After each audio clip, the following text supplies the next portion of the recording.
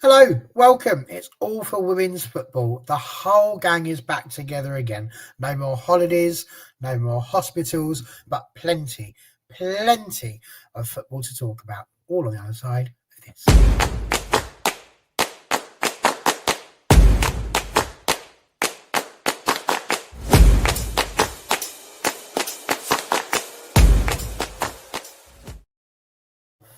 Hello, it's absolutely outstanding to have the pleasure of your company.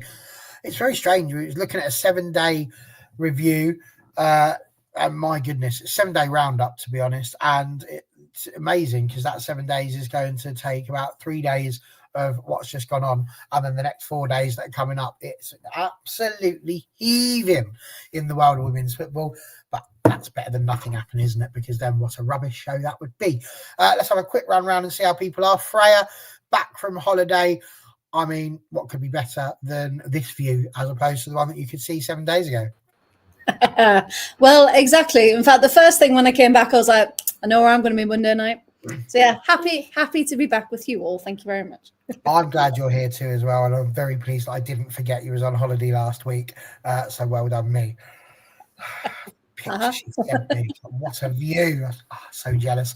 And of course, fresh from his ACL is Sean Misra back on the panel. How you doing, Sean? I'm all right. I'd like to welcome you to Bad Knee Club as well. They haven't cut you open yet, which is, it'll happen eventually. But no, we're good. But because I've got a bad knee, I managed to watch all 6 WSL games this week. So I'm ready. I am ready. It's a pleasure. It's nice when you get to do that. And of course, sitting up there is the magnificent, the wonderful, the legend that is Liberty Simons. How are you? I'm good. I haven't had surgery and I haven't been on holiday. Yesterday, no, I'll have a story. Yesterday I was playing Trivial Pursuit from 2002 with a couple of friends, as one does. And all of my friends are vaguely around my age, so 22 plus. We'll go with that. And out of 5 people, I was the only person who knew who Torval and Dean were and got the question about them right. Yeah. What? And that was my face too. What's the question? About them, how they got the perfect sixes and then immediately retired in the 80s. It was like, what duo got the perfect sixes, then retire, something along those lines. Okay. But my friends were like, oh, I know the answer, as a joke, because we didn't really know all the answers, so we were kind of joking about. And they were like, oh, I know the answer, joking. I was like, no, I genuinely know the answer. It's Torval and Dean. And they were like, never even heard of them. And I thought, 1, they're sporting icons, and 2, what? I was like, you've never watched Dancing on Ice? That's a whole generation of people. Like, we all know who Eddie the Eagle Edwards is, right? Yeah. A whole generation of people that will just never know the struggles of the people like that. But brilliant. It was the Bolero, of course, yes, that they did the dance to as well. So very good.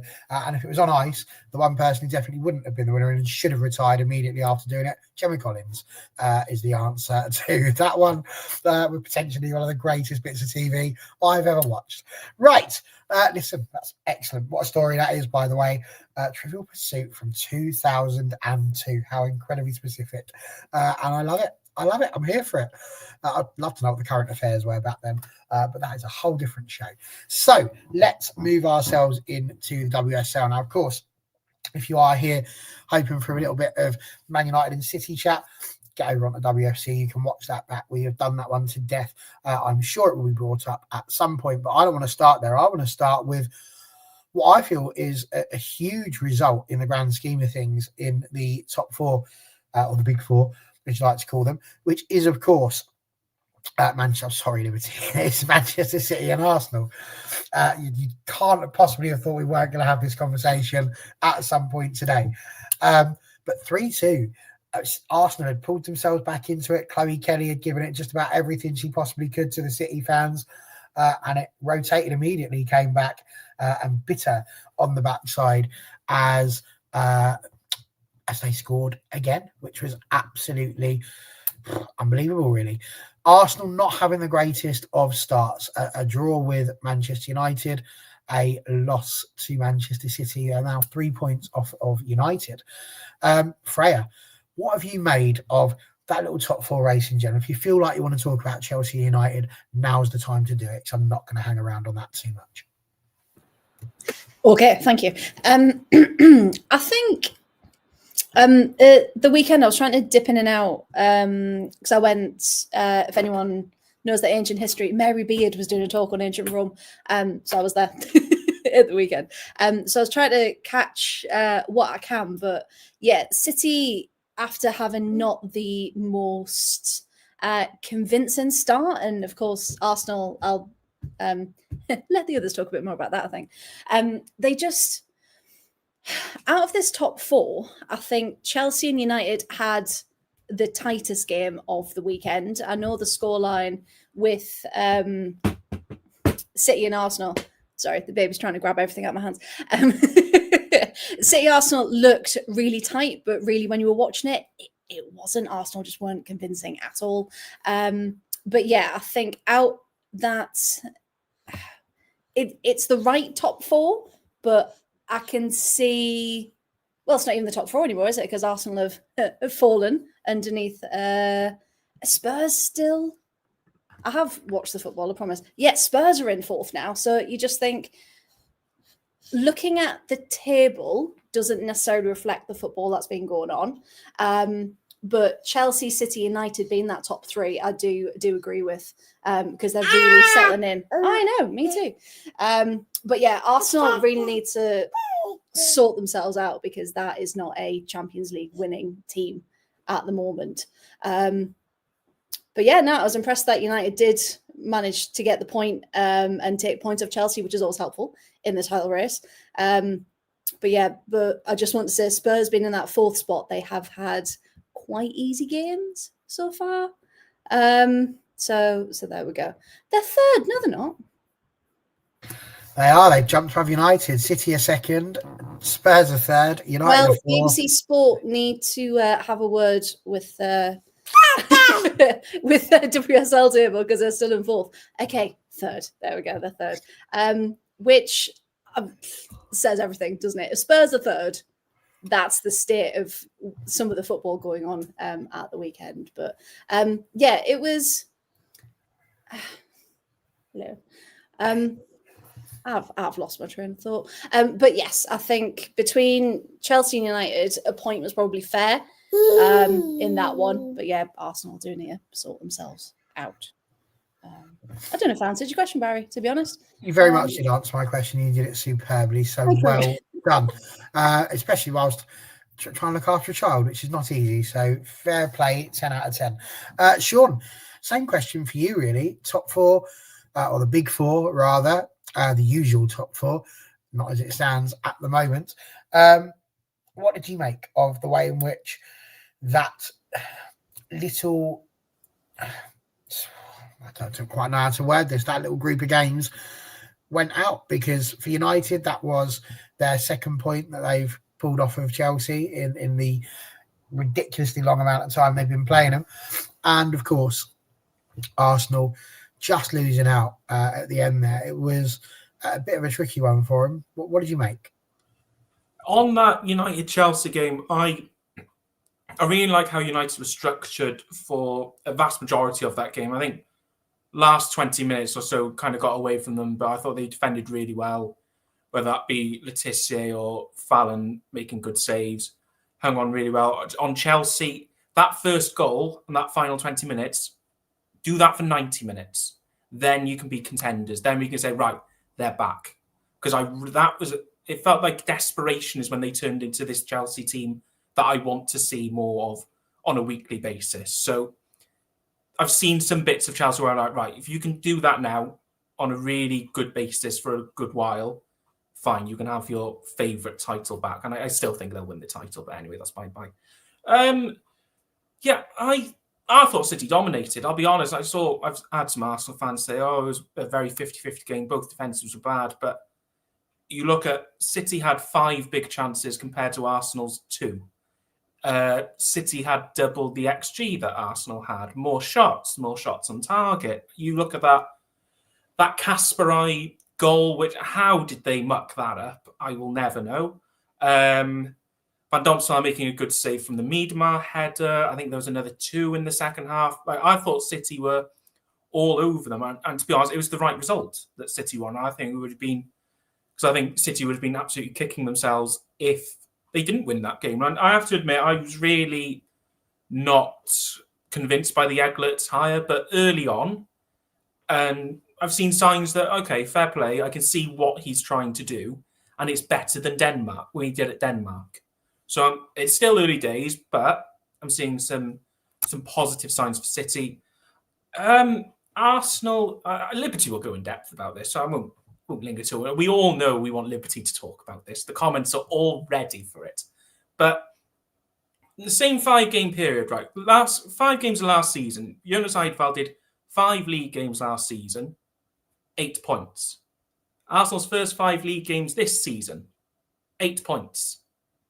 This is meant to be European champions. This is meant to be... We've had people predicting they're going to win the league. And I've seen too many Arsenal win the league more than Chelsea win the league.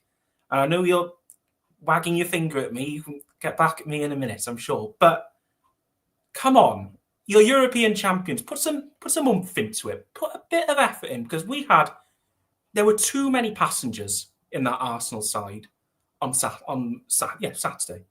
No one walking around. It's just next 3 games, right? They've got Lyon on tomorrow night. That could be a hammering. I'm not even joking. That could be a hammering. They've got Brighton on Saturday, and they will beat us 5-0. Can I just get that out of the way now? They will beat us 5-0, and I'm ready for it. I don't care. And then they've got Benfica. I think these next 3 games for Arsenal, we will find out who really wants to be at Arsenal, who really wants to be right. I'm here to help the club out, and who really is just there for a good time, a jollier, who's there for a bit of money.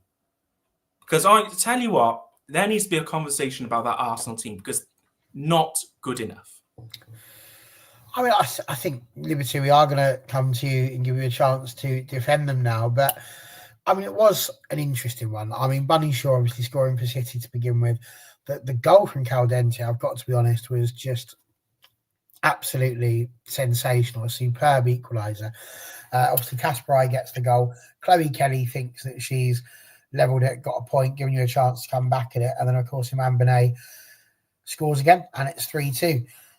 You are the champions of Europe, and I don't think it's unfair for me to say this, as you often reminded us all, not just you, but Arsenal fans in general, did like to make a bit of a song of a dance and that. And fully understandable as to why, because if it was United, I would definitely have done the same. But you've not started well at all this season. Great. What do you put that down to? Why have Arsenal dropped the points that they've dropped? Because I thought this could be the season they step on and perhaps properly try and challenge Chelsea. As it stands, they'll be lucky if they challenge Spurs. Right. I would like to say I was wagging my finger, because I feel like it was slightly disrespectful, and I apologise to Sean. I was wagging my finger at the suggestion that we're in the same position after the same amount of games as, like, physically, yes, same amount of points. But the thing of why Jonas was gone by this point last season was because we'd also played those qualifiers and lost the first Hecken game. And it was actually more games were played at this point under Jonas, including the Bayern Munich thrashing. And can I come back in on that quickly? Yes, you had. So the manager has had more time this season to prepare, more time on the training pitch. The players are less fatigued. No, that's not what I'm saying. That's not what I'm saying. That's not what I'm saying. I'm just saying physically, he'd played more games and had worse results. That's why he was gone. Me and Sean have had this argument since Saturday, as with some other people as well. So we're not going to get into it here. But all I'm saying is physically, in 90 minutes of football, by this point last season, Jonas Eideveld played more 90 minutes of football and been worse than Rene. And I understand that we're going to be talking about, like, in this exact moment, we're talking about the league. Completely get that. Completely get same amount of points, X, Y, and Z. I have absolutely no issues with that. And we have been poor. I will say we have been poor. But I don't think it's necessarily the same as last season, other than, like, quite literally on paper as in points versus games as such. Now I can't remember what Barry's question was. Sorry, Barry. Was it what was going wrong? Yeah, what has gone wrong, because what they haven't, it's a little bit like, I'll liken it back to when United finished second, and it's the same thing. You're thinking, well, this will be the season now, we'll step on and try and do something, actually try and close the gap with Chelsea. Fell flat on our face and finished below Liverpool. Same sort of things happening to you guys. You hit the heights, and not the heights, it's not winning the league again like you used to doing at times, but that they've not reached that level and they've dropped. What is it? Is it the expectation? What is it that's happened? Because it's the same team, same players, but they've just not managed it. Are other teams lifting it because it's you? What's stopping Arsenal from being in that top 3 at the minute? I think it's a few smaller factors put together. I think in certain games that we've played, some of the decision making from both who starts the games and who comes on as subs hasn't necessarily been in what I think is the best way. I think sometimes I would have flipped it. Like, I think at the weekend, for example, we'll just take the City game as like one single example for now, because the other games are too far back for me to remember what actually happened. I would have personally started Frida Marnham. And the United game, I would have used Stina Blackstenius. I wouldn't have started Stina Blackstenius. So I think in terms of individual games, some of those sort of decisions, who starts, who comes on, who is sort of the person who's playing 30 minutes at the end to try and change the game, weren't necessarily right for the actual gameplay, because I think Victoria Pelova looked slightly lost at the weekend. I don't think she's necessarily... When you have Frida Marnham, who's scored 3 goals already this season, which is the same as someone like Kathinka Thunberg, for example, I would start her. I think she's in really good form. She looks really sharp. So I wouldn't necessarily think that starting, whilst I really love Pelova and I think she's a really excellent player, I don't think that's necessarily the direction I would have gone in. I also think there's some other players that should be dropped, and I think we have the depth now across the entire pitch to drop them. I don't necessarily think Katie McCabe's at her best at the moment, and I would think about playing Taylor Hines, potentially, a player who knows this league very, very well. It's not like she's suddenly got this big step up because she's played in this league for so long. Was playing so consistently at Liverpool, was the vice captain. And so I think that there's just some things like that where things aren't being tweaked game by game. There's sort of a baseline of players that sort of seem untouchable in a starting 11, and I don't think they should be. I think I'm still not particularly convinced that the pivot of Mariona and Kim is the way forward. I think it worked really well at the end of last season, but I think it's sort of run its time. And I think, Cara Cooney-Cross is on the bench, and I get she comes on for her first minutes of the season at the weekend, and I was cheering for it because, if people don't know, Cara Cooney-Cross is my favourite player, so I was like, finally. But I think that there are some things like that where you need to actually look at it from the start instead of when you're chasing the game. I think that there's a lot of trying to... Yes, Barry? Carry on. Oh, you went off mute, so I thought you had something to say. That's just me getting ready. Okay. I also think that there's just a lot of... I don't think it's complicity. Is that the word I mean? Like, just, I know I'm okay, so I'm not going to really try. I don't think that's what's happening, because these are professional athletes, and they know that they've got to give 110% every game, because they're professional athletes. But I think that there is more of a thing of some of these players are really tired, like genuinely exhausted. Some of them played full Euros. Some like Russo, Mariona, Chloe Kelly, Beth Mead, Leah, but she's out. Wubben-Moy, but she didn't play the Euros. Like some of these players played full tournaments on the back of playing so much for Arsenal. And I think someone like Mariona is an unbelievable player, but she's also exhausted. And I think that it got to get to a point where the Arsenal staff at large need to realise that there needs to be something that needs to give, because you can't expect 110% 3 times a week from players who can only give 70% because they're really exhausted. Because it's now October, and if they've played, 100 and or not 180, I don't know, 100 odd minutes a week across so many competitions and all the emotions of last season for over a year now, that something needs to give where you just got to trust the other players. And I'm deliberately not looking at the comments because I think they're going to disagree with me. But I think a lot of I think this isn't just as much as I'm talking about Arsenal. I think this is actually quite true of a lot of teams across Europe with players who have played the Euros. I think Chelsea need to potentially bench Kira Walsh. I think she's also exhausted. I think that some teams in the other leagues, for Bayern and for Wolfsburg, also should probably think about just giving some players some time to just actually not be forced to play at least 70 minutes a match, because I think that they're just so exhausted. And I think we had the same sort of headache and hangover from the 22 Euros going into 22-23, where a lot of players weren't at their best or didn't look at their best purely because they were exhausted from playing so much league football and then a whole tournament, especially ones that got through to the final. So I think, just a little bit of trust in Arsenal's depth at this point. We've done the hard graft of getting the depth, and it's all well and good being able to it's an unbelievable feat to be able to bring on Chloe Kelly as a winger and not start Chloe Kelly because you started Olivia Smith, or to bring on Beth Mead because you started Caitlin Ford.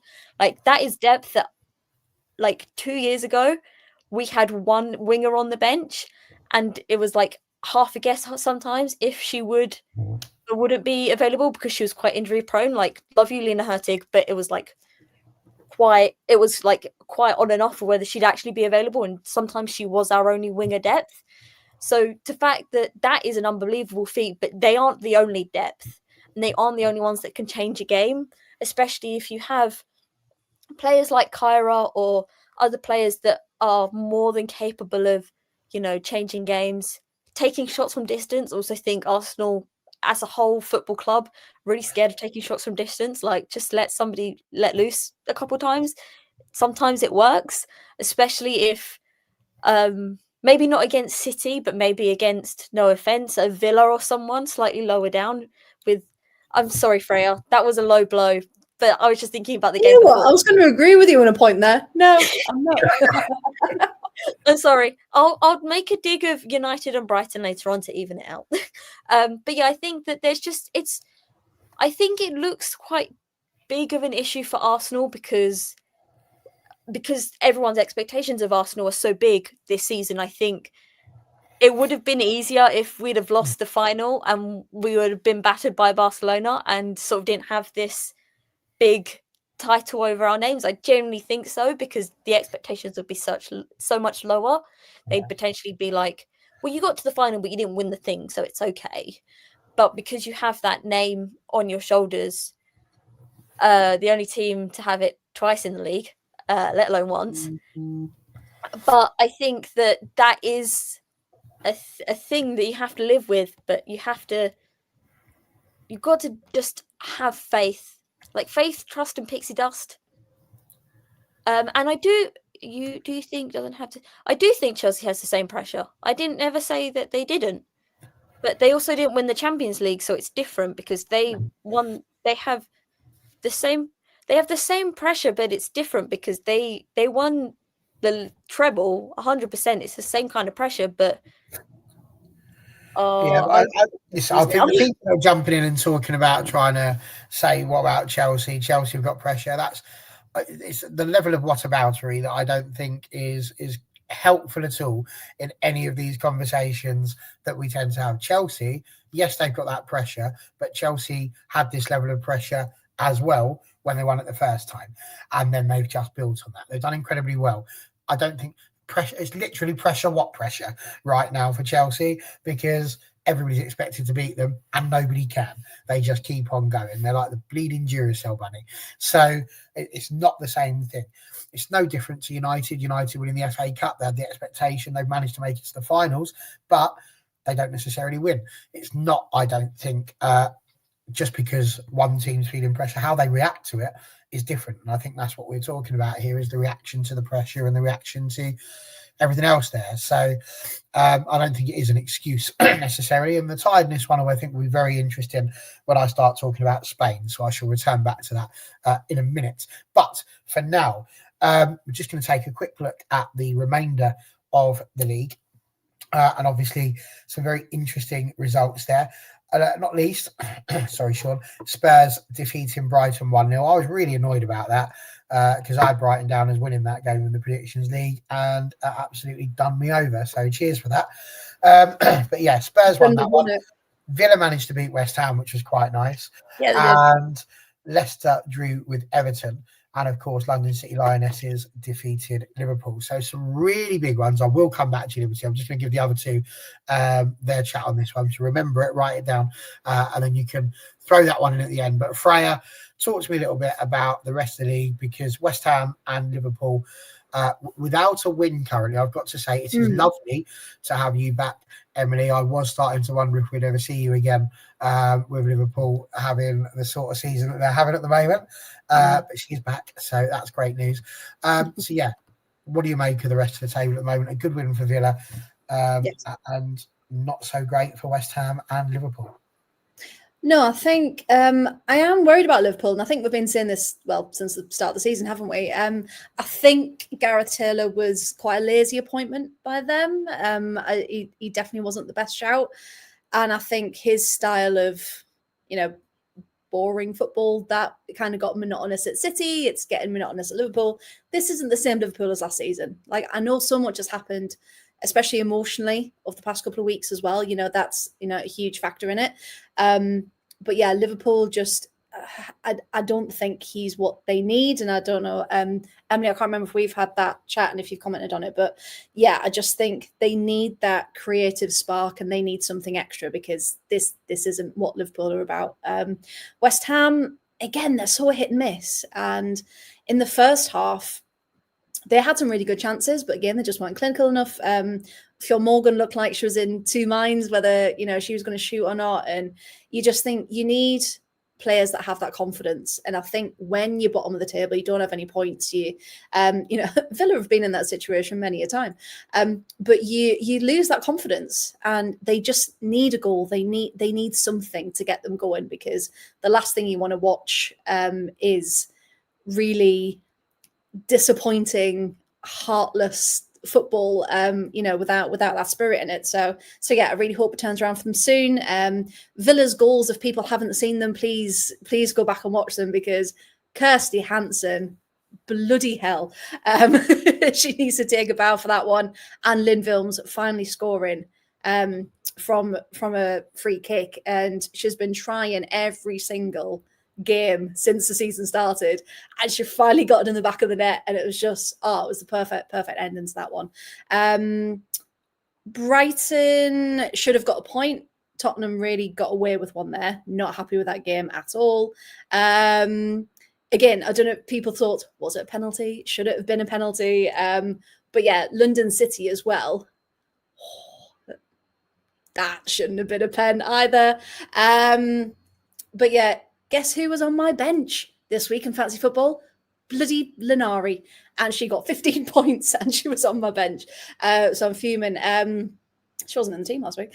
So yeah, just completely hit and miss. And I think that's what I like about the other end of the table. A bit like what I love about the WSL too. You can't call it. you have no idea what's going to go on. But yeah, as Sif was saying in the comments there, please go watch those Villa goals because they were incredible. No, absolutely. Sean, I'm going to throw that same bit to you, but I do want you to, again, people are talking about the penalty. Now, I didn't see a huge amount of the other WSL games with my work that I do on a Sunday, obviously. But the Spurs game against Brighton, there was a moment, I did see this whilst I was briefly looking through TikTok. One of the Spurs players falls over, possibly handballs it. You can let them off for that because they've fallen on the Possibly. There's no need for possibly. She did. She slipped. All right, straight up. Goal, and then she thought, oh, I tell you what, I'll just put my arm there and then I'll hold my head and pretend, I've hurt my head. It's a penalty in 5 minutes, Barry. The bit that I thought was the penalty wasn't the handball. I thought it was the bit where she threw herself in front of the player and let them fall over her. Oh, and handling it in the process. Is the foul. Yeah, so that was the question. Was it a foul? And what do you make of the rest of the league? Yes, should have lost. It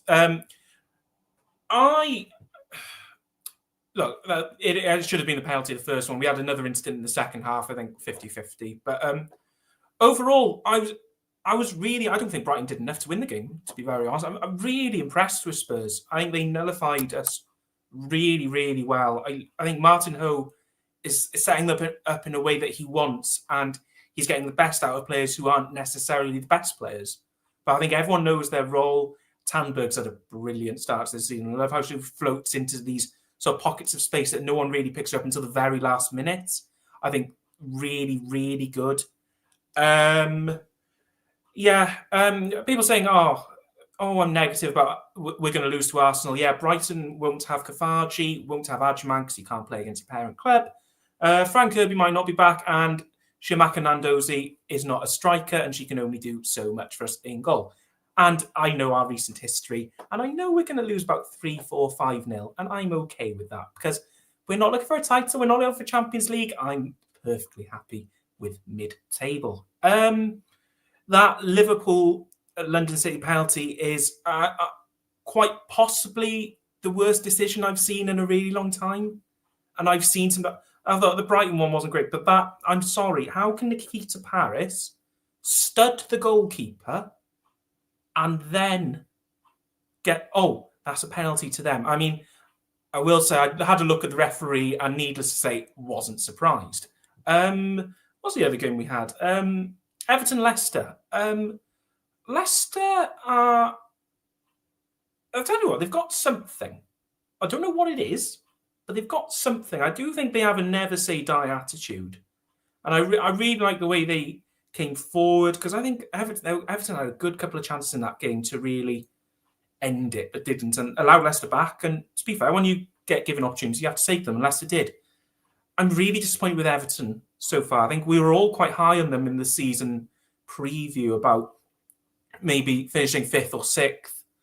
But they just, whenever they concede, they sort of, now we don't know what to do. A bit of panic stations, and teams normally capitalise on it.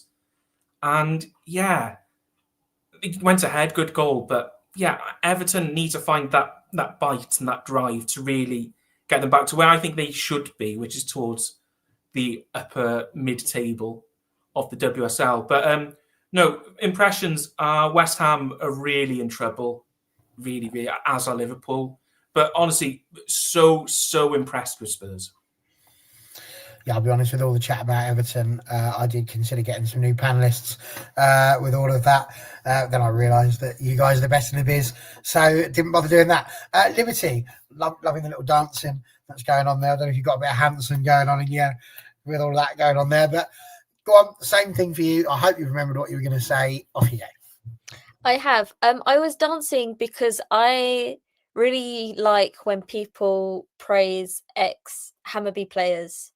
And so I'm going to continue the praise because, and it's actually not, it's going to be praise for Thinker in like a broad sense of praise for both her team and Spurs' recruitment team, because she might be, in my eyes, not the missing piece, but excuse me, sorry, I just popped a box. That's what that noise was. Nothing serious. It was just plastic.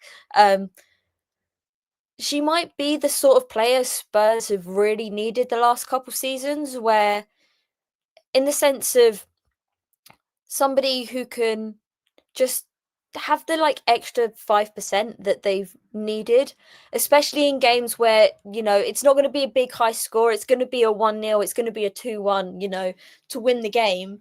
And they've not necessarily had that extra little bit to get them there. And I think she genuinely might be that player. Obviously, I watched her for a year at Hammarby, and she gave us some of the best moments ever. The Rosengard win, where she scored a hat-trick to just... They're third. Spurs are third. Thank you. Where she scored the hat-trick to completely destroy their chances of being invincible in their only loss of the season. And obviously the last-minute goal against Benfica to get us Champions League football proper for the first time. Like, she is a player who was incredible for us, and I'm so glad she's still delivering for Spurs, because I think that sometimes players can go from the Damallsvenskan or other leagues such as that and not be given the time in the WSL that they need to sort of get their footing. And I think that Martin Ho and his team have given her that. I think obviously your first goal being the absolute stunner that hers was, their confidence immediately shut up and they're like, give the girl starting minutes. And, you know, I respect them for taking that chance, because at the end of the day, they have, other than her, they have both Beth England and Martha Thomas, who know this league much better than her, have played in it much longer than she has, especially someone like Beth England, who is such a legend of the league. And so for them to have such confidence in her and let her start and let her be quite an important player now for them after only 5 games is really nice to see. And I do think that she's part of, I tweeted it yesterday, but she's part of a team, a little squad I've formed in the Norwegian, these sort of younger Norwegians that are pushing up for senior football. And I've had issues with their recruitment, their choices in the past of who they call up for the national team. But I genuinely think that she has never been in a strong position than she is now to be a really important player for both club and country. And I think that in this sort of Norway transition that I hope they're heading in, that she will be that, because I do really think she's an incredible player. I've said for well over a year at this point, she reminds me of a young Ada Hegerberg, which is just like crazy. Like, that is an insane amount of talent, also insane boots to fill. But I think that I'm really glad that she's hit the ground running in the way that she has and been given the time to do that. And that's all down to Martin Ho and his team and Spurs at large for giving her that. And also for just being like, I think another team could have taken that City loss and how heavy it was and let it sort of dampen their moods and do really like damage, like not psychologically, but you know, the mood goes down and it's really hard to come back from that. And they haven't, and they sort of just still look like they're going to just almost quietly get along with their business. And I respect that, because I don't think everything needs to be a song and dance in this league, especially with how sort of few games it is. So I respect that. And they're going to have harder challenges. They've only played one top 4 team. So they are going to have harder challenges. But, you know, respect to them and well done for being third after 5 games. 5 games? Yeah. Because it's not easy in this league. And I think they've made the most of other teams dropping points, like us, like Arsenal, to be in third. And you got to take your hats off to them for that. Yeah, and that was my Spurs praise of the week over. There you go. You'll probably need to go and wash your mouth out at some point. So do feel free to go off camera and do that. But meanwhile, time to move on, because we are 40 minutes into a show that was hoping we could last an hour. And we have got a ridiculous amount of stuff that we still need to talk about. And I want to move, as we go around the leagues, there was 2 that I really wanted to talk about this week. and they were Spain and France. The reason why I wanted to mention them is obviously they were on the thumbnail. Barcelona and Lyon are obviously both top of those divisions. And I mean, it just feels like Groundhog Day again for those leagues. Now, Sean, we know that the French league deliberately has the top 4 go into a little playoff in the hopes that they can somehow get Lyon to lose, and they don't like releasing this vice-like grip that they have got on the French league. Barcelona have dominated the Spanish league for quite some time. It's early doors in both of those leagues, but do you see this pretty much being the same thing? I think Barcelona are on 15 points and Lyon on 12. The goal difference is starting to rack up already. Is it just going to be another coronation for those two teams? Yeah, can I just flip it around slightly? Because we always get this narrative, and I understand, that France, Germany, Spain, these sort of donkey leagues, it's the same one every year. Isn't the WSL the same? With the same winner 6 years in a row. Like, France have had a more recent winner than the WSL. So can we, like... I would argue with that potentially in the WSL you do have some more teams that maybe at least make it interesting until the last game. Well, but generally, not Arsenal anymore, Liberty. No, they're in 5th. Okay. But, no. I was my issue was, can we remove Germany from that lineup? Because I get this is the naysayers, the fair fans, not us passionate ones, the fair fans that don't do research and call Germany a... Yeah, don't worry, I got you. Don't worry. I was okay with you suggesting that Spain and France were sort of already finished and done, but I think Germany is a bit more complicated and there's more teams in it than the other two. And I was just, I wasn't going to stand for it. I don't really know what this hand movement is. I'm sorry. I said with the level of difference is the level of competition. What more competition have Chelsea had for 6 seasons, going on to 7? Where's the challenge? There's no challenge. The same winner every year. Don't glass houses, bricks, whatever that saying is.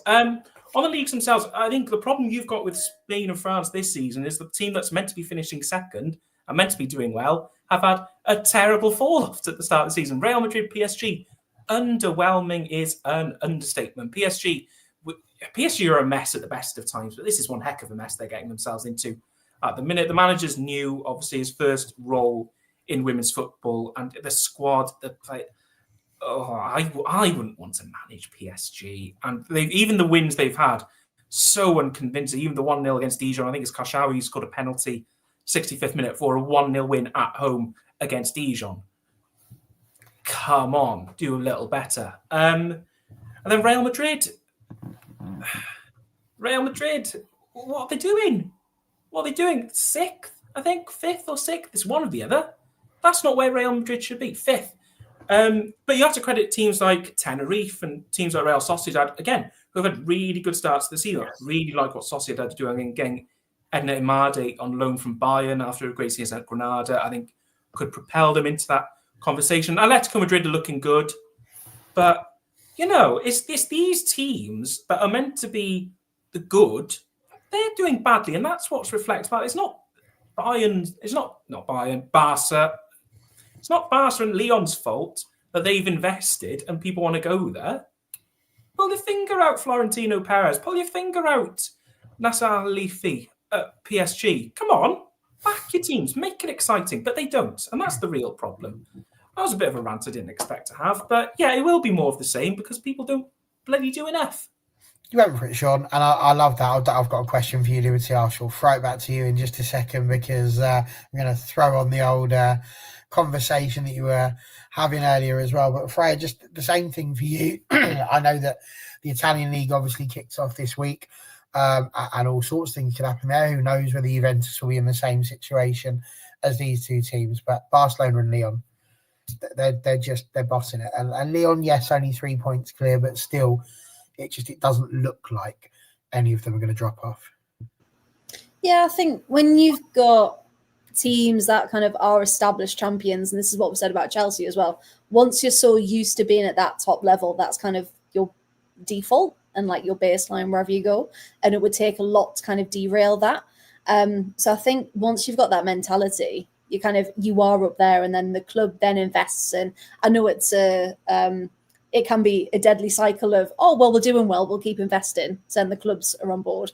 And yet, if you're having not so good a season, then the club drops off. So I know it's very much investment where it needs to be. But yeah, you've got clubs, and I hope there are different names this season that do come out of the woodwork and show that actually when you play your best 11, not just the big names that you think should be in the 11.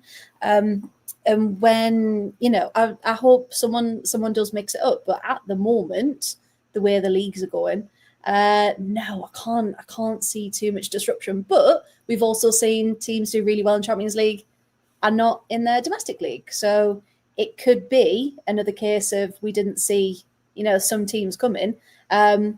Real Madrid might have a really good Champions League. And then, go back to the league and be like, oh yeah, we need to do this here too. But yeah, it's always a strange one when you've got the fixtures and you're like, right, well, what's actually going to happen? Because it's whoever turns one the night, isn't it? But yeah, I'm very, very happy that Serie A is back. Can we talk about FVS at some point as well? I don't know if that's football video support. That's now in. I think you should probably talk about it now because you've lost me a little bit here. Go on. Okay, so it's like VAR light, essentially. Light. VAR light. And just because there's a weird signal that when Liberty was putting a hand up and the motions earlier reminded us. So in Liga FA and Serie A this season, they're trialing it to see how it works.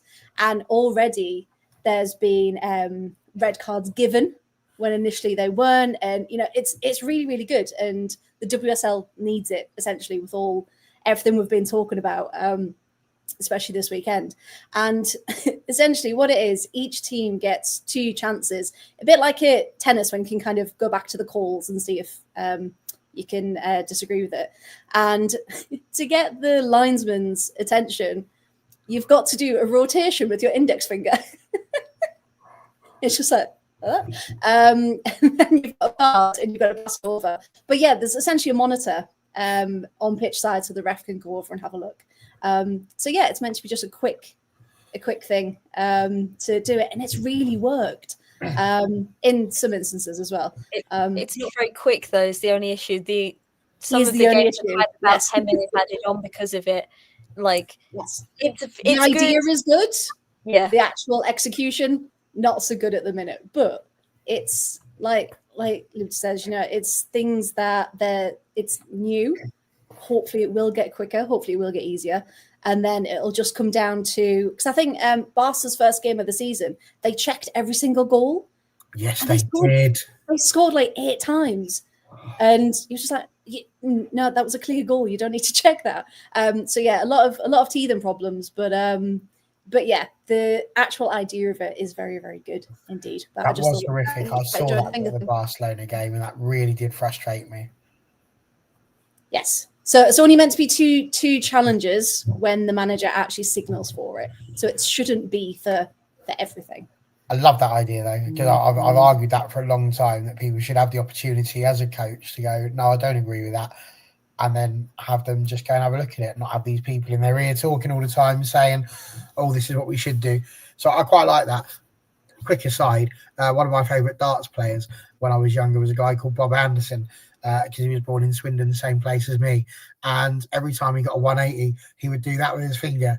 And that's now all I'm ever going to think about whenever I see that. I'm like, 180. That's where I'm going to be now. So just so you know, that will make me smile. Liberty, same question to yourself, but my question to you is this. Spanish players have dominated world football over the last few seasons. Should they not be tired and finishing 5th at the moment? Okay. Well, they are tired and finishing 5th. Her name is Mariona Caldente. Sorry, couldn't help myself. Yes, but like if we're going on the Liga FA isn't as competitive as WSL line. Actually, Barcelona rotate a decent amount game to game, especially under Romu. I still am unsure how to pronounce his name. He is more susceptible to rotation than I think most managers are, which I think is a big plus because they've got a lot of really good young players, especially trying to bolster the squad because it was so thin on the ground. That he's giving minutes to, and also players coming back from injury like Kika and stuff. So I think that yes, in theory, but also it's Barcelona and the league isn't as competitive. I'm not particularly content with that storyline. Anyway, I wanted to say I've also been very impressed with Atletico Madrid, and I've been very impressed by. Now, I have not looked up how to say her name, and I do not speak Portuguese, so I apologize in advance if this is wrong. So I'm going to guess. I want to say Luene. She's Brazilian, and she today won Player of the Month for September for Liga FA. I think she's had a really good start to the season for Madrid. I think obviously coming off of the back of winning Copa America is going to help you loads because you're confident, you're feeling it. But I think she's had a really good start to the season. I'm really impressed with her. And, you know, I've just looked up Atletico's next games. They have St. Polten, then they have Barcelona in the league, then they have Manchester United in the Champions League, and then they have Deportivo, which is, but like this run of games, yes, technically on paper, St. Polten shouldn't be too much of a challenge, but I think St. Polten could potentially do something here. I think it's less of a issue than their Champions League group last season, which was Barcelona and Man City and Hammarby. But we did beat them twice, so it's fine. But then they have Barcelona, which is always a really hard test for them. They've lost, I think, one of the ties last season. Atletico lost 5-0 or something against Barcelona, despite being, a top 3 team quite consistently. So I think that's going to be their first really big test of the season. But they sit second, so I'm really happy for them. I think they've had a really good start. I think, harder things are to come, especially this next sort of, well, maybe not St. Polten, but definitely Barcelona and then Manchester United is really hard back to back. But yeah, the other thing for Spain I want to talk about is I'm really concerned about Athletic Club Bilbao. They are right down the bottom of the league. They have not won a game. They have 4 points. They did draw the weekend to Atletico Madrid, but it was 2 very late goals from either side. The first goal came in the 86th minute, and the next one came like 2 minutes after. It was really not the best game from either side. And, this is the 2 teams that were battling out for 3rd and 4th last season. And in the end, Atletico Madrid just had the extra sort of 1% that Bilbao didn't have. But I'm really concerned about them. I thought that they would be a bit more stable this season because they had Bibi coming back from injury. The German international, the Basque German international, it's incredible. I thought they'd be a bit more stable at the back. She's centre back. I think she's really good, but she's not necessarily had the start to her return that she would have liked, and the entire team has struggled. She actually, talking about the video support, she actually had a red card given. Right, it was the fairest red card of all. She pulled a player's hair. It was disgraceful. It was I was angry at her, but it was given retrospectively because it was missed in the moment. The manager said, I think she's just pulled my player's hair, and they went back and looked at it. It took ages to look at it. I didn't actually know what they were looking at first, but then it turns out that she'd pulled player's hair and she got sent off, rightfully so. But, it's not necessarily been the return that I thought she would have. I didn't think, she'd potentially be really, I thought she'd just be that extra little bit to stabilise them a little bit. And they're right down the bottom of the table in 10th, I think. It's really low, 4 points, not won a game. And I'm concerned about them because this is a team that finished 4th last season, and until the last about 5 games were really battling out for that 3rd spot in the table in Champions League qualifiers, and they've just almost completely fallen off, and I think that is really concerning. yeah, that's all I had to say. I don't have anything to say about France. I'm sorry. That's all right. Not a problem at all. We're going to move on from those leagues into, cleverly, the continental parts of the UWCL. See what I'm doing here. It's almost like I've got a plan. But just before I did that, I just wanted to...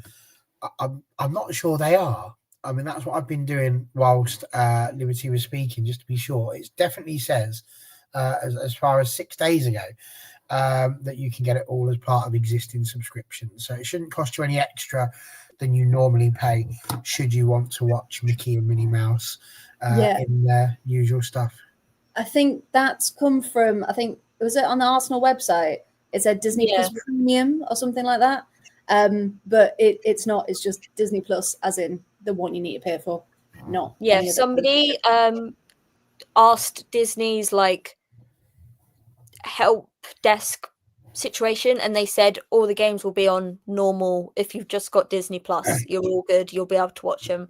I think Arsenal got everyone a bit confused with the premium thing, but it's been clarified with Disney themselves and their help bot thing, saying that normal Disney is all good. There we go then. So that is the answer to that question there. So there we go. You had me a little bit worried there, because I was like, hang on a minute, I've only got the normal subscription. What have I got to go and do before tomorrow? But there we go. Don't have to worry about that now. So there are 9 games, obviously, taking place in the Champions League in match day 1. I'm going to quickly run through the 9, and then I just want you to go in order. We'll kick off with Freya, and then Sean, then wrap round to Liberty. Just to tell me if there's anything that catch your eye. We've got Juventus against Benfica, Paris FC against Leuven, Arsenal against Lyon, in case you didn't know, because that's not been mentioned at all today. Barcelona against Bayern. That's a big one for me. Real Madrid against Roma. Twente against Chelsea, Manchester United against the Wenger boys, Valerenga, St. Paulson and Atletico Madrid, and Wolfsburg against Paris FC. No, Paris Saint-Germain, sorry, it's already said Paris FC. So, any of those stick out for you, Freya? I'm going Real Madrid Roma. I think that's going to be a really good test of two sides who, on their day, can play some really nice football. So, I'm looking at that one tomorrow. Sean? Yeah, I'll veer away from the ones that everyone kind of is excited about. I'll go Wolfsburg PSG. I think that is a game both sides kind of need to win. I know it's only game 1 of 6, but that's a game where you both think, oh, we can do it with a win here, we can go on. But whoever loses that, I do think it's big trouble in the Champions League. So I'll plug for Wolfsburg against PSG. Okay, very nice. Liberty, which one sticks out for you? I'm going to say Barcelona Bayern, because Bayern in the group stages 2 seasons ago, couple seasons ago, were the only team that beat Barcelona. And I think that the sort of juxtaposition of Spanish style of football versus German style of football, sort of tiki-taka against physicality, is something I really think is quite interesting matchup in Champions League football. So I think that that is really interesting. But I also think that Bayern have not necessarily had the greatest start to the season. I say that they've scored 13 goals and conceded 0 and haven't lost a game, won 4, drew 1. But the times I've watched them in front of goal, you're like screaming at the TV, like, why aren't you doing more? And so I think that in terms of Barcelona high scoring, sort of that attack is incredible. And the Bayern defense is really good. But then you have the opposite of, are Bayern going to come alive in this game because it's like such a big game, or are they going to have this sort of hangover from the league? They only beat Dortmund in the Pokal 2-0, despite, completely dominating the game. It's like, I'm just wondering if this is Bayern's time to wake up, because I think they've almost been in sleep mode at the beginning of the season. And I think that is the interesting part, as well as the matchup of styles and such. No, fair points all round on that one. We're not going to go too deep into the Champions League because obviously next week I am sure we will be sat here having a conversation all about what happened in the Champions League in our next 7-day roundup. But yes, I tend to agree when I start looking at those. It's Barcelona and Bayern that 100% sticks out for me. And without my biased hat on, I do think the Manchester United one is also a very good and very interesting game because it's their first test in the Champions League proper. And it will be very intriguing to see if they can take their form into the Champions League. So, yes, very much looking forward to all of those games. Some of the other guys, Uncle Tony, Uncle Montana even, saying that he's not impressed at the moment with Bayern and they could very much get spanked. Sean wants us to give predictions. I don't know that we can give predictions for every single game, but I suppose we could, couldn't we? Let's keep the people happy. Juventus Benfica, quickly, go on, go round. What do you reckon? I'm going to go 3-0 Juventus. Yeah, 3-1, 2-1.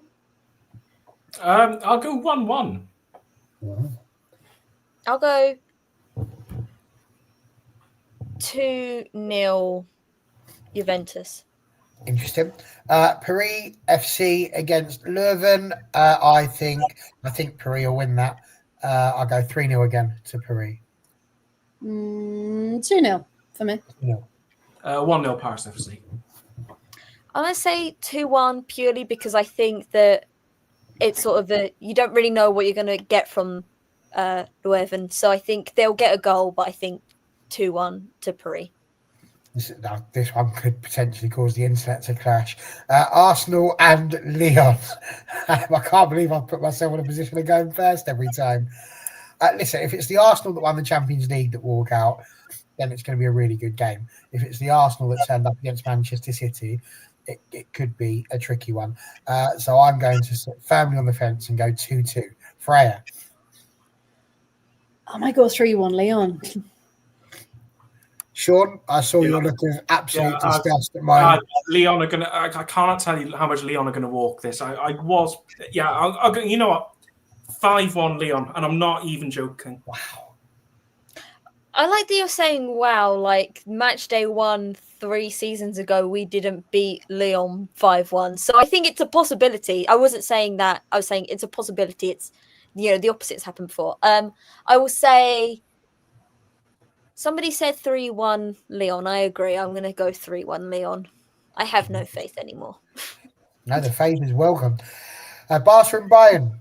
I think that could be a very tough one. I mean, I know that Uncle Montana said he wasn't too impressed with Bayern as of late, but they're not an easy... 2-1 Barcelona. I think they should win it, but I think Bayern will give them a test. Freya. 3-2 Barcelona. See, my hot take is I think it's going to be a Lyon Bayern Munich final, and I have a lot of faith in this Bayern side, so I'm going to go 2-2. I'm having flashback to the champions, the Euros. I'm sure you went for a pretty random team that ended. And I also said last year in the quarterfinals of the Champions League, Barry, that Arsenal were going to get there and win it, and I was laughed at. I don't think I laughed at you for that. Yeah, no. Sorry, Sean. I realised that looked like I was doing that face at you. I wasn't. I was reading the comments, and my face was reading them. And you normally look at me with a look of oddness. To be fair, Liberty, it's nothing new for me. I know, but it looked really rude, and I was like, I actually feel a bit bad now. I'm going to go 4-2 Barcelona. Wow. Okay. I think. Do you want to know even further? At least one goal from Eva Payet. At least one, if not more. Okay. Real Madrid and Roma. Real Madrid have been a tricky side. I think Roma might win that one. I go 3-2 to Roma. I'm going to go 2-1 Roma. 1-1. If it's the Real Madrid that turned up against Frankfurt, it'll be like 4-0. But if it's not, 3-1 to Roma. Okay. Depends on which Real Madrid turns up. Twente and Chelsea. I can't really see beyond Chelsea for that one. I don't think. I would go comfortably 3 or 4-0 to Chelsea. Yeah, I think so. 3-0. An underwhelming 2-0 win for Chelsea. 2-1, no, 3-1 Chelsea, but Jill Roord scores first. Interesting that you were the only person who thought that Twente would score.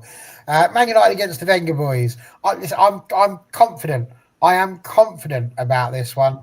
Of all of the games that we're playing, this is the one I do feel that we absolutely have to win. And I think it really could set our stall out for how we do in Europe. If we don't get a good result in this game, it could be a bloodbath for the remainder of the Champions League. But we get a good win here, settles a few nerves, puts us in a position. I do think, based on our previous games, this is going to be a good result for us. So I'm going to go 4-0 to United, obviously.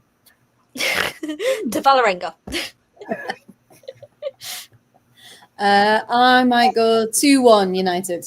Oh, interesting. A professional 2-0 win for United. Oh, that'll be the first time we've been professional for a while. Liberty? 3-0 to United. Yeah, I can't see them getting past Fallon. She's not having none of it. St. Paulson against Atletico Madrid. I mean, you guys have been waxing lyrical about Atletico. They have been doing well. And I can't profess to know a huge amount about St. Paulson. So I'm just going to say 2-0 to Madrid. Yeah, 2-0, 2-1. Yeah, 2-0 Madrid. Yeah. Oh, I called that one. Well done, Barry. Wolfsburg against PSG. Listen, PSG have been that poor this season that Wolfsburg could put a cricket score up if they turn up. I'm just going to go 3-1 to Wolfsburg. I think PSG's season just goes from bad to worse. Yeah, 3-1 Wolfsburg. Yeah, I also think 3-1 Wolfsburg. 4-0 Wolfsburg. I can also say something quickly about Wolfsburg. I don't know if anyone's seen... this is really going to be quick. I don't know if anyone has seen Soccer Donna's predictions for the Champions League. Yeah, go look at it. It is interesting. They have put Wolfsburg below Real Madrid, PSG, and Atletico Madrid in like an underachievers category or something along those lines. But like on there, like they've done like a graph, and on it they've put Wolfsburg below those three, and I like actually audibly laughed out loud. I can tell you now, they have put in the favourites column Lyon and Barcelona. In the contenders, we've got Arsenal, Chelsea and Bayern. In the mix, PSG, Real Madrid, Man United, Juventus. That was the other one. Thank you. Outsiders, I've got no idea what badge that is. Benfica. Sorry. Wolfsburg, I think that's Roma. Yep. Yes. Paris FC and Twente. And then unlikely, Leuven and the other two teams that we don't really know all that well. They're clearly there. St. Paulson will be one of them, and the one I've forgotten. So, yeah, that's the graph you're talking about. Yeah, it's so funny. I actually audibly laughed out loud. That's it. That's all I have to say. Okay, there you go. So that's them. So there you go. That's just mean you see. You throw yourself in and you ask us a question. We will answer it. Of course, we will. So there we go. I look forward to talking about how that has got on next week. But speaking of cups, the FA Cup has had its first round draw today. There's lots. If you want more on the FA Cup, join us on Thursday. I'll be watching the Wenger boys. Thursday, hopefully, Low League Lingo will have a bit more of a chat about that. But my question for you is this. First round, WNL Premier, Northern and Southern come in. Second round, they don't. Just carry on as you were. Third round, the championship side, WSL 2, copyright purposes, and they come in. And then in the fourth round, the WSL teams come up. By the time the WSL teams are back into the mix, it's been reduced so much that basically half of the games effectively is WSL teams involved. My question basically is this. Do we not think that maybe the WSL 2 clubs should come in at the second round, and then the WSL clubs should come in at the third round, because it feels a bit Subway Cup to me. They've only got to win about 4 or 5 games if they're lucky to get to a final. I feel like it would be better to do that. What do we reckon? Bring them in around earlier? What could happen is if you scrap a stupid competition like I don't know why my light is off, by the way. If you scrap the Sandwich Cup, like we all think we should, and put proper investment into the FA Cup, because that's your bread and butter. That's nice competition. That's where dreams are made of. Let's make the cup exciting. No one cares. I love Subway as much as the next guy, but I don't want to see a cup named after them. So let's all get them in the FA Cup. Let's get them all down on dodgy 3G pitches down in Cornwall, wherever they're drawn against. Let's have some proper dreams are made of ties, because it is uninspiring, the FA Cup, when it gets to the 4th round, because glamour ties and David Goliath ties are often not found. I mean, that's exactly what I'm thinking. I mean, Freya, for you, what do you reckon? Yeah, I'd really like to see that, because we saw last season when Bristol Rovers got drawn against Villa, just the excitement and the spirit, and like you saw teams put on such a performance, and you think, yeah, the score didn't go their way, yes, they didn't progress through, but to come up and be able to fight and show what they're made of against teams that are in the top 2 divisions, yeah, I'm all up for that. Bring them in earlier, bring them in the first round. Why not? Well, I mean, this is it. I mean, Liberty, when the first round proper is 56 matches, and that is with 24 teams from the WNL coming in as well. The second round proper is obviously just the 28 games. The third round proper, there's 20 matches, and of course, 6 of those matches effectively are made up from teams from the Championship, which means that realistically, only 8 teams from all of those ones that have played up to that point can make it to the third round proper. And this is what Sean was mentioning and what I was kind of getting at, really. Everybody dreams. That's the whole point of the FA Cup, is that you dream. You think, oh, wouldn't it be great if you could get an Arsenal, a Chelsea, a Man United, a Liverpool, a Spurs? What hope have you got if you're coming from tier 4 or 3 even to have that opportunity, if it's so narrowed, it's bottlenecked almost at that point? Whereas if they come in at the third round, all right, you'd have more matches for a start. There'd be 30 odd matches, so it would give you a bit more of an opportunity, I think. So with the Championship sides coming in the second round proper, I really do think that's got to be the next place to go, surely. Yeah, I agree. And I think, similarly to what Freya was saying, I think that it's also, what's the word I'm trying to find? It is, as like WSL fans, we can't really imagine the amount of, let me start again, sorry. If Chelsea if WSL came in earlier and Chelsea, the reigning champions of England, drew a team from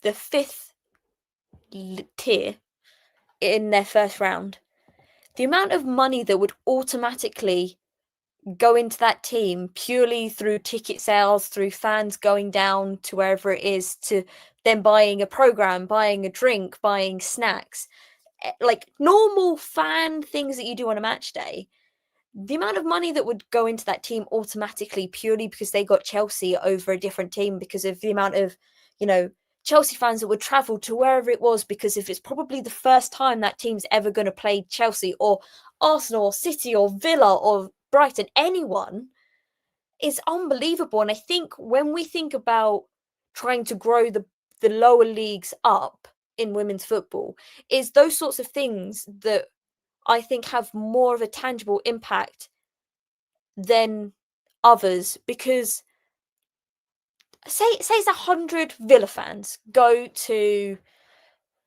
a really small team in just outside of Newcastle, not Newcastle United, but a small team outside of Newcastle in their first draw. It's not too far away from Birmingham, I hope, geography-wise. But say 100 fans go. Well, that's 100 tickets more they've sold immediately.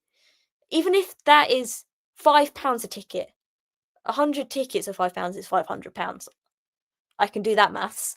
And then all those 100 fans also buy a burger or a sausage, like a hot dog, sorry, at £2.50 and a bottle of Coke at £1.50.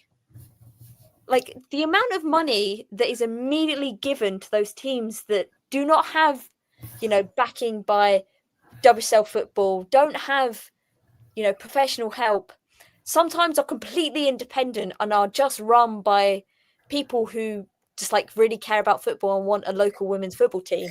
It's just unimaginable for the WSL or even like WSL 2 fans. And I think that I understand why WSL teams come in later. I understand from like a logistical point of view why that happens, but I think if you're playing the games on a weekend anyway, then like slight maneuvers in the scheduling, before all the games are set for a season, wouldn't be that hard to bring them in earlier. The likelihood is that Villa is going to go to this made-up team outside of Newcastle and beat them anyway, but the impact that's going to have on that small team that I've made outside of Newcastle is incomprehensible, and I think that would help them so much. I agree. I think that just says Liberty hates Sunderland. That's why I've just heard. Small team outside Newcastle. There's no way to. I meant like She doesn't feel like a massive Norman fan of Stockton Villa, Ancients. right, That's who you meant, Liberty. I'm gonna go, guys. See ya. I was just going to say though, even the losing team in the second round proper gets £2,000. So like that money is life changing for some small clubs. So if your Chelsea's, your Villas, your Arsenals did go to the arse end of nowhere on a pitch that's not really even a pitch, like the money for that, even to lose that game, is life changing. So yeah, I'm all for the bigger teams coming in. It's also about the fact it's a glamour tie. I mean, I look at Stevenage and I just think to myself, if we were lucky enough to get to a point where you would be drawing any of the WSL sides, automatically there's a chance you're going to play it perhaps in a slightly bigger venue. And the fans, the home fans, even if the away fans don't necessarily come, you'll get more of the home fans because they see the WSL week in, week out. It's there, it's in their face. So the fact that they might get, a Chloe Kelly, or they might get a Kirsty Hansen coming around to see who they've seen before on the TV, that's what it's all about. It's very different when it's just another team that you've not really heard of. So I think, yeah, absolutely. So you've heard it here first. This is where the petition starts. Get them in earlier. Everything is still built around the top divisions. We're not having it. Stop it. Bring them in earlier. I want it in for next year. Make it happen. All right. Hashtag 1 round earlier. I'll come up with a better one. Okay. Speaking of 1 round earlier, with Subway Cup, we're on to the second round of games in that. As it stands, Man City, because they're not in Europe, just in case you weren't sure, are top of their group currently. We've also got Liverpool, amazingly, won a game. Would you believe it? There they are. They beat Sunderland. No wonder you like them, Emily. No wonder you like them. I see why you said that now. Very good. And West Ham United, Christ, they've won a game there as well. Subway Cup is obviously where these teams that are fighting to get relegated can go. So I'm not. It's not a real specific question on that one, I suppose. Newcastle are going to play Man City. Everton are going to play Nottingham Forest. Durham against Liverpool. You thought the London City game was boring, Emily. Wait till you see that one. Sunderland against Sheffield United. Southampton will play Portsmouth. And West Ham have got Brighton, Sean, which I'm sure you are thoroughly looking forward to. That's got to be a win for Brighton and put you top of your table. In a word, do we care? No.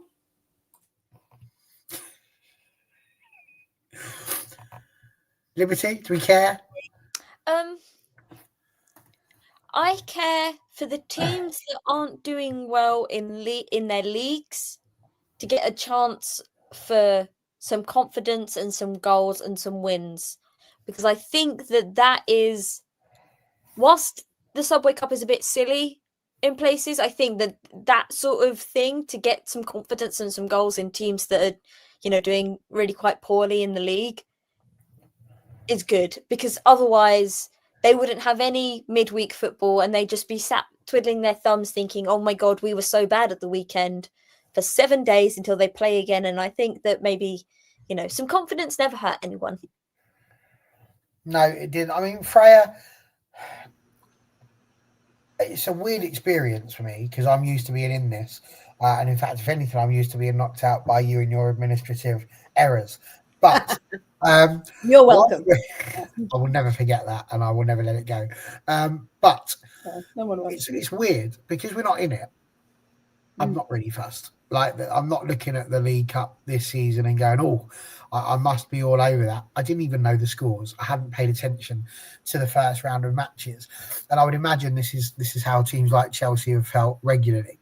So where do you sort of stand on the Subway Cup? Because obviously you've been on there. It's a good chance for the WSL 2 sides to get involved as well.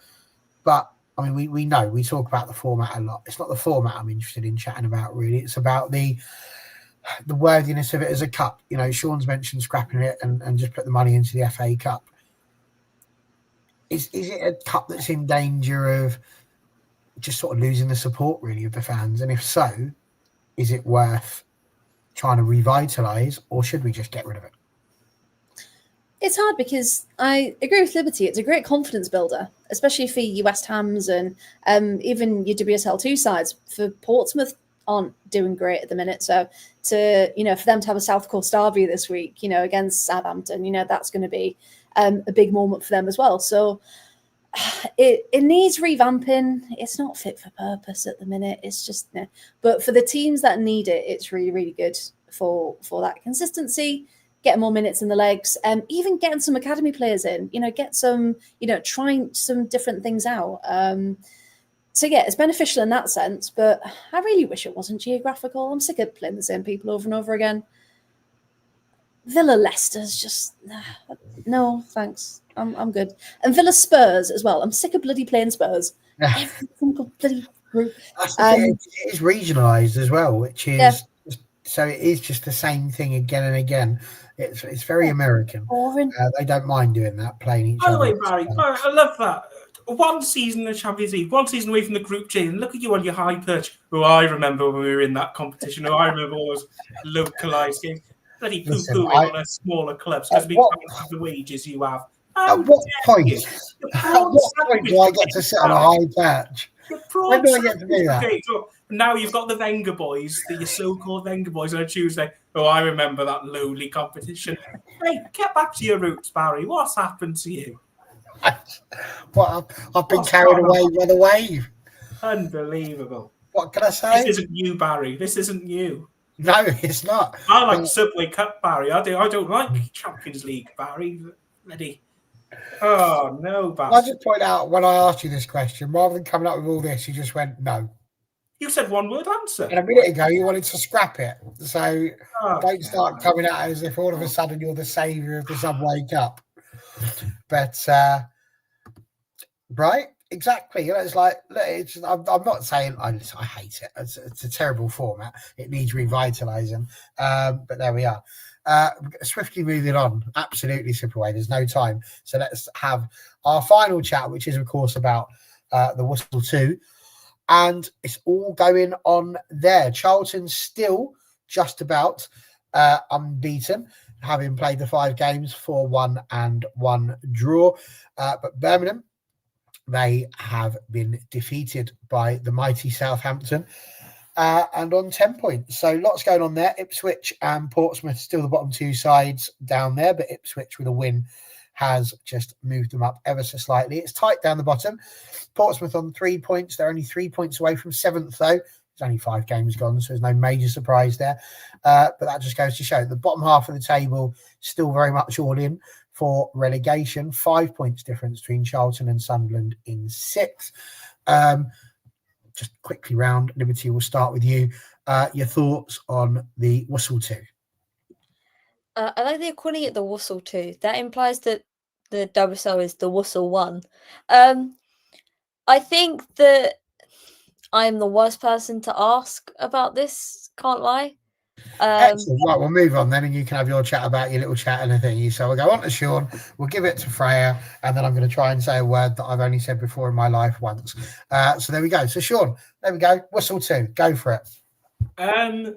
Newcastle, what's going on? Like Uncle Montana said, what's going on there? What kind of start is that? Dreadful, awful, 8th, all that money spent. What's going on? Need more criticism of Newcastle. Nottingham Forest, very impressed so far. It can be quite difficult for a newly promoted side to come up into Tier 2 and compete, especially when you've made that many signings. I think it's quite difficult to integrate, but fair play to Nottingham Forest. Sheffield United, impressive win. After everything that's gone on, obviously with was the manager under investigation? I'm not trying to get that wrong, but that manager's gone. Really good win at home against Ipswich. Sophie Ingle and Vicky Lasada scoring for Bristol City. That's a dream, isn't it? Ingle and Lasada in the midfield in the Whistle 2, scoring for Bristol City. Love that. That's the review. Well, I mean, to be honest, I would talk to you a little bit more about the WSL 2, but I think the big thing is that obviously, as a Manchester United fan, we've not been in it for 7 years, so it's not a competition that I really care about. I'm joking. I'm just winding Sean up. Freya, your thoughts on the Whistle 2? Yes, I love the Whistle 2. Makes me very happy because you never know what's going to happen. Just echoing what Sean said about Nottingham Forest, I did press there on opening weekend, and you just felt like the energy in that ground. So if anyone hasn't been to the City Ground, please do. The fans are incredible. So yeah, really, really happy. I mean, 4-1, like I said before, Portsmouth aren't having a great start of the season, but they didn't have a great start last season, and they still survived. So hopefully they'll get up and running soon. Very happy Palace took points off Newcastle. Well done, Palace. I was surprised Bristol did get the win against Durham, because Durham can be quite tricky to win against. But Sophie Ingle. So we're all happy. But Southampton have got a new lease of life. Not quite sure I saw them beating Birmingham at all. So the fact that they did is going to really put some fire under Amy Merrick's for Birmingham City. She wouldn't have liked that at all. But Sheffield getting, is that their first points of the season? First win, I should say, sorry, of the season, which, great for them. But as a club, they're still not in the best place. So yeah, this is why if you don't watch WSL 2, you need to. Because it literally changes. And like you said, there's 5 points between 1st and 6th, which is nothing. So I think it's going to be toe-to-toe right at the end. But yeah, there was a post, I can't remember who posted it, but it said ones to watch in the WSL 2. And Jordan Nobbs was on there, and some really obvious ex-WSL big names. And it's there are so many more youngsters that are doing so well in the WSL 2. You don't need to focus on Jordan Nobbs. Focus on, your Emily Stars. Focus on, anyone, anyone else. Give the credit to those who don't get the spotlight. So that annoyed me a little bit. But yeah, cracking league. I really enjoy it. Before we finish, you wanted to just throw my pen over there. Don't need that. Piemonte, you wanted to briefly mention that about the Serie A. So throw that in, yes, and then we'll set Liberty free like a gremlin in the after the waters touch them. Yes, I never talk about Piemonte, never. But yes, Serie A did start this weekend, 1 game in, and Lazio did win 2-1. I do have to shout out Clarissa Lebihan as well, French international. She is playing some incredible football, did last season, but again, isn't getting the credit again because it's Italy, not as many eyes are on it. But yeah, Piemonte was 2nd top goal scorer last season and is already on the tally for this season. So yeah, ones to watch all over the place. There we go. Now, we pride ourselves here on All Women's Football about trying to talk about football everywhere across the world. And of course, one of the places that is in the world, I have recently learnt, is of course Scandinavia. Not a place that Barry will really want to go that often because it's cold, and I'm not really a huge fan of the cold. Not if I can help it. No insulation anymore. But I'm going to try a word that I've not said before. And so we're going to give it a go, and you can rate me out of 10 for if I get this right or not. But this is what they apparently call the league. So I'm going to give it a go, and then Liberty is going to take you through what's happening in that league. It's the Damallsvenskan. There you go. That's it. I'm finished. I suppose that's good. I've got no notes. That's good for the first time. Well done. Thank you very much. What's about educate us? What's going on? So we are 5 games. Thank you, Uncle Montana. He's an Englishman. Let him off. We are 5 games from the end of the season because we play a summer season. Because as previously said, Scandinavia is very cold, and you can't play in the winter for the most part because it's really cold. So we're 5 games from the end of the season, and both the title race and the relegation battle are just as juicy as each other. I almost think that the relegation battle might be even juicier because over the weekend it kind of got thrown open. Is that the right saying? So essentially, the Uncle Montana's also now going to criticize my pronunciation of some of these names. I've looked them up. I'm sorry in advance, but last time I got slandered for Djurgården. I've been working on that one. So let's see if I can get any of these right. Once again, I'm also just an English woman. Swedish is not any language I speak. I'm trying, I'm learning. So over the weekend, Linköping, I know that one's right because it made Barry laugh in the past. Linköping, who were in the second from bottom. So quick rundown of relegation in Sweden. You have 2 teams are immediately relegated, bottom and second bottom. And then the third from bottom going to a playoff with the third place from the second league. And then whoever wins that either stays or is promoted to the Damallsvenskan. So this is the one I think Uncle Montana is going to criticize me for because I don't think this is right. Bottom of the table is Arlingsås, who were promoted for the first time last season. They have 7 points. They've had a really hard time in the league this season. Next is Linköping, who are one of the biggest teams in the Damallsvenskan ever. A team that once had Magdalena Eriksson, Pernilla Harder, a very historic team in this league, but are an independent team of a men's team and have really struggled in this sort of time of other teams having men's backing and having, more money than them essentially. And so they're second from bottom. And then third from bottom, as Sean found out recently, is last season's league winners, Rosengård.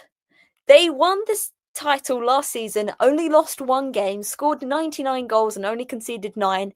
And then basically, not the whole team, a really big chunk of the team left in January because they were really good. They got scouted by other teams. And they've really struggled. Thank you. This season, and they are in that playoff place. And then above them, once again, I'm going to attempt this pronunciation. Brum Porkarna, which is a Stockholm-based team. Barry's face kills me. Are just above them by about 3 points. At the weekend, Linköping played. Thank you. I once again, I'm trying. I'm not going to let you offend me. I'm trying my hardest. Played the team that I can't pronounce. Thank you, Uncle Montana. And beat them 4-1 in a massive, massive game for Linköping. A really big 3 points. They are now 3 points away from Rosengård, and potentially could, in these last 5 games, if they get enough points, get themselves safety, which was unheard of before the summer break. This team was like, I was like certain that they were going to be relegated. I really didn't want them to be because of how historic they are, but they could stay up. They could even get the playoff place, which would be really hard for them because some of the teams in second league have got Brom as in Bromley. That is brilliant. Thank you. I'm going to take a picture of that after this and practice. But they won at the weekend 4-1 against a team 2 places above them in the league by 4-1. And it's just a really big game for them.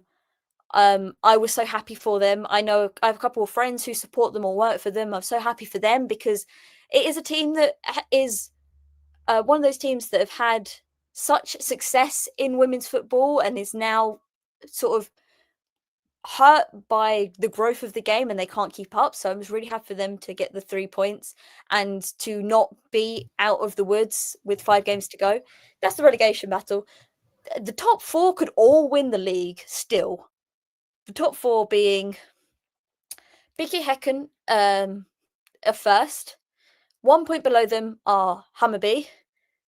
2 or 3 points below Hammarby in third are Malmo, who were promoted this season. Malmo is an interesting story in and of itself. Look it up. I really don't have time to go into it here, but they used to be a team, then they weren't. Then they've worked their way up the leagues, and this is their first season back after because they have men's backing because Malmo is the most successful men's team in Swedish football history. So they've got a lot of money. They're third. They were promoted this season. They are third. And below them is Djurgården, which is pronunciation I learned last time. And all of those are in feasible distance of winning the title. Now, earlier, Uncle Montana very rightfully pointed out to somebody else that this coming weekend, Häcken play Hammarby in what will probably decide who will win the title. Yeah, I know. Crazy. And this happened 2 seasons ago where Häcken played Hammarby in the second to last game of the season and essentially indirectly gave Hammarby the title because Hammarby beat Häcken, and then on the last game, Hammarby were away at Norrköping and they ended up winning the title on 1 single goal difference because they had scored an extra goal in that Häcken game which essentially won them the title. It was crazy. But as Uncle Montana pointed out, very feasibly, whoever wins at the weekend will win the title purely because of the point difference by them will just boost either team above the other. That's also not to write out Malmo at all, because they are once again within touching distance. So is Djurgården. But the fact that Malmo have now played both Hammarby and Häcken twice, and they lost. Malmo lost last week to Häcken 3-0, which kind of shocked me. I thought Malmo would have more of a say in the game, but they really didn't. And they also lost to Hammarby about a month ago. It was the game after the United game for Hammarby, so it was like a return sort of thing. Was a really good points to get. And I'm out of breath. I have a question. Hello. So it's a simple question. And I don't know, I might be about to absolutely throw myself under some level of bus here, but Fridolina Rolfö, that's how you say her name, right? Or maybe Fridolina, but Rolfö, because it's got the 2 I's above the O. Yeah? So Malmo, would they not be Malmö? Probably, but I'm not Swedish. Well, neither am I. I'm already asking a question. I know it from Eurovision. Yeah, this is exactly what I was about to say as well. I only know from Eurovision. Liberty. No, you need to watch it. There we go. See, I'm learning. Honestly, Eurovision comes in so handy. I'm going Malmo. to take that. I just wanted to Thank check you, because I saw Uncle that and I'm like, no, if it hadn't have been for Rolfer, I wouldn't have spotted that in a single second. And I'm not having a go. I'm just learning, and I'm very proud of myself. And I'm going to sit here with my happy face whilst you finish because you needed a breath. Thank you. Thank you, Uncle Montana, as well. And I will adjust my saying accordingly. And also thank you, Eurovision, but I don't watch Eurovision. I'm sorry. I just wasn't raised in a Eurovision household. It just is what it is. Oh goodness, I can't remember what I'm saying now. Hammer beat Malmö. Was that okay? Eurovision people, was that okay? Uncle Montana, was that okay? And so yes, the top four all could feasibly do it, but Häcken's goal difference is quite considerable. I'm not going to lie. They are about 13 goals above Hammarby, even though Hammarby have got a really decent goal difference. The thing with Häcken is, I will be short, but the thing with Häcken is,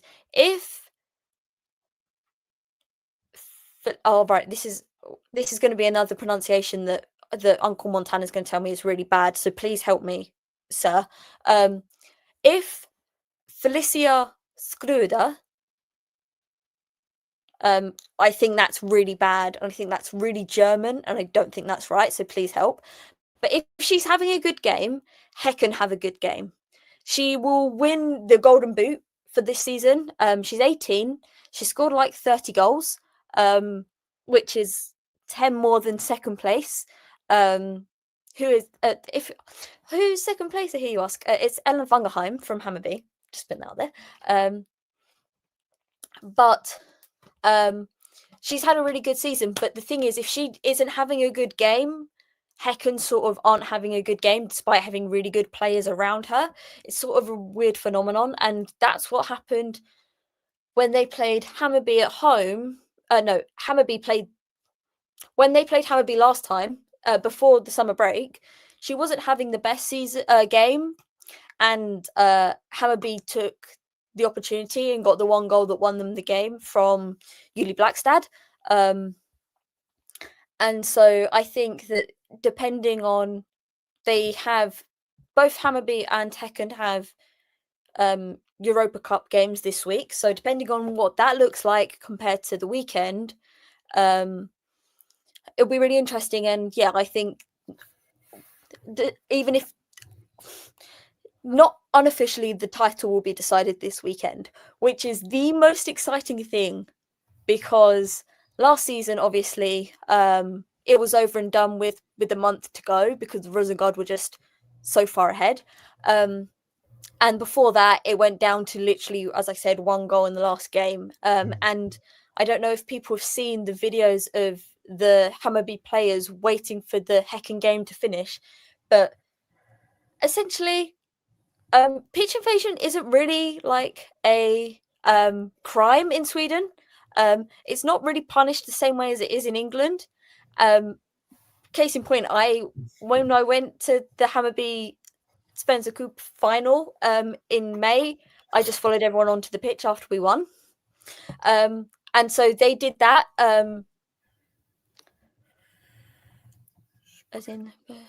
Thank you. I didn't know that. I will thank you. Thank you, Uncle Montana. Sorry, what was I saying?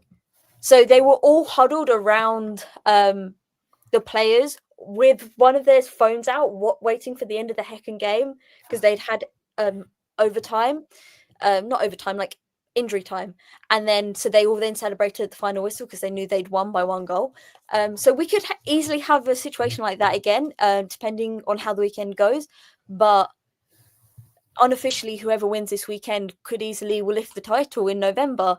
And yeah, we're still up there. We're only one point behind them. We could be 2 points above them if we hadn't unfortunately lost quite late to Djurgården a couple of weeks ago, but then we won the derby against I say AIK, but I believe Swedes just say like Ike, which is I know her. He was married to Tina Turner, wasn't he? I don't get that joke. What a reference. I didn't get that.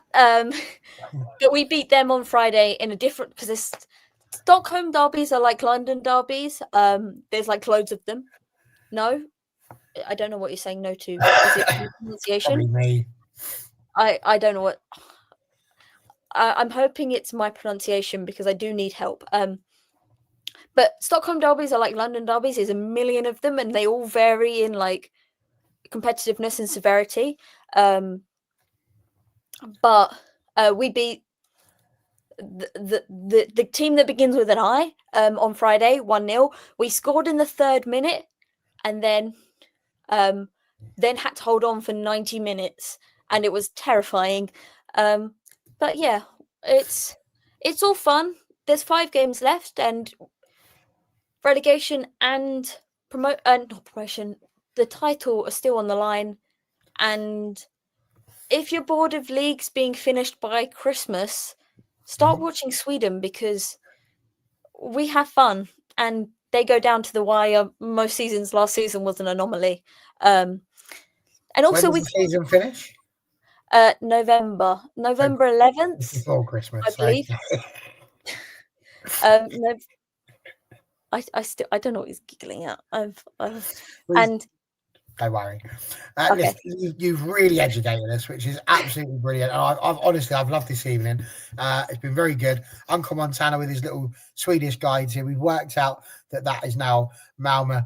I believe this is Rosengård. He's saying there for that one. So that's quite nice. I want to have a crack at this one because I feel like I'm getting that O now. So that's Skrudda, I think, is kind of where you're going with that one. And of course, the Swedish pronunciation of the letters A, I, and K, which I believe is IKEA. So there we go, all sorted on that one.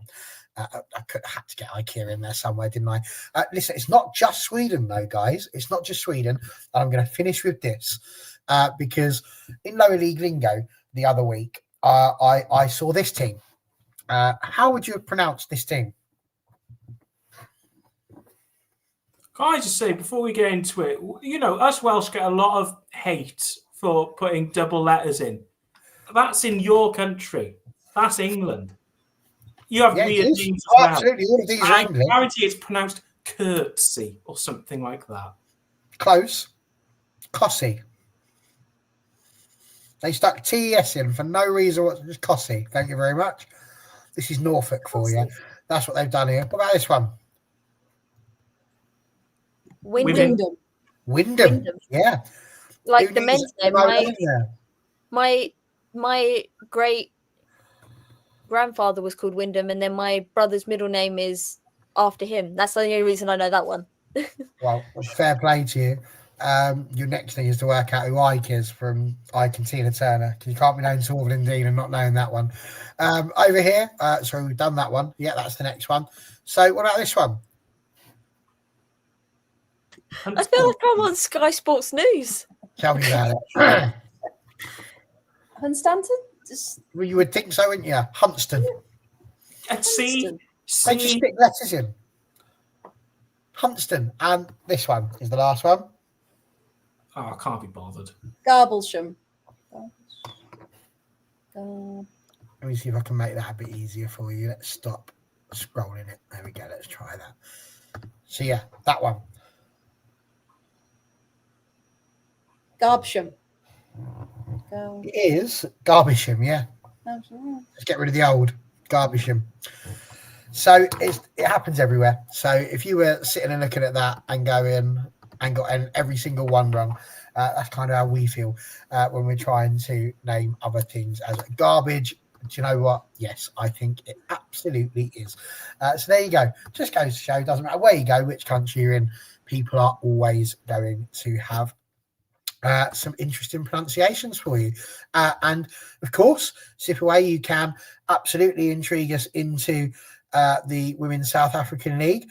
A quick Google search tells me that Mamelodi Sundowns Ladies won the most recent one of those. So yeah, when the new one's due to start, which I think is around about March time, was what it said on there before. Feel free to give us a shout and we will have a little look, and I'll do my best to keep us as up to date as we possibly can. But the time now is 10:30. We've been going for an hour and 50 minutes. I told you there was a lot to get through, and get through it we just about have. So there's just about enough time for you guys to give us a little shout out for things that are coming up for you. Freya, I know that you're back and you're busy. What do you want to shout out? What's going on this week with you? I am back to usual stuff. Wednesday night, we've got the Absolute Women's Football Show, talking a bit more in depth about the WSL, WSL2. Champions League will have been on at that point, and a bit of everything. So come and join us on that one. And then we talk all things Villa on a Thursday with part of the Pride Pod as well. So thank you. There we go. Sean, what's going on with you? Recovery, putting my foot up, not doing any work really. But Wrexham versus Cardiff City is on Sunday, top of the table clash. Huge early in the season. So keep an eye on my Twitter, which is there, my TikTok, which is there, Instagram, which is there. And thank you, Barry, because you've had one heck of a double shift this evening. It's been a long one. I've been going since 7 o'clock. So that's 5 hours, which is not bad. The way we go, we could make this a sponsored 24-hour stream if it wasn't for the fact I had to go to work tomorrow. So there we go. But yes, thank you. It's been good fun. And it flies by when you are just chatting football with people that you like. It's lovely. Liberty, anything interesting happening this week that you want to shout out?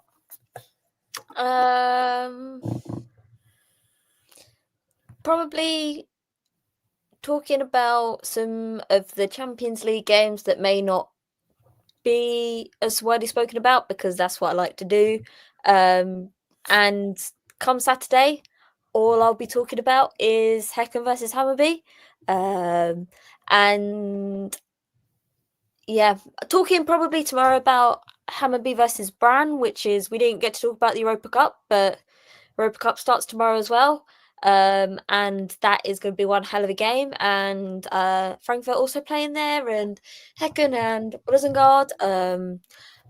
So probably just talking a lot about football as always. But come the weekend, all I'll be talking about is Hammarby again, which is not really a change. So I'm just very pleased for you that you've got a team in a title race. That's a wonderful thing. And I'm pleased that you've got opportunity. It's something that not a lot of us get. I'm yet to have it happen. But there we go. Great stuff. Absolute pleasure having all of you along. Thank you very much for joining us. Thanks for being in the chat. You guys have been superb. We would have spoken about the Europa Cup as well, but that's the second round of qualifying. We'll get onto that when it's the round of 16. There's just too much to be going on. We'll be here for hours. So yes, thank you very much for joining us. We will be back next Monday, I am sure. Hopefully we'll be here on Thursday for Lower League Lingo, where we will look a little bit more in depth into the FA Cup and a little bit of Tier 5, I am sure. So yeah, well, the FA Cup, we won't look at Tier 5, that'll be the week after. So come and join us. We're very much looking forward to it. But until then, rest your weary eyes, have yourself a couple of Horlicks, get yourself some kip, and we will see you next time. Thank you, everyone. Good night.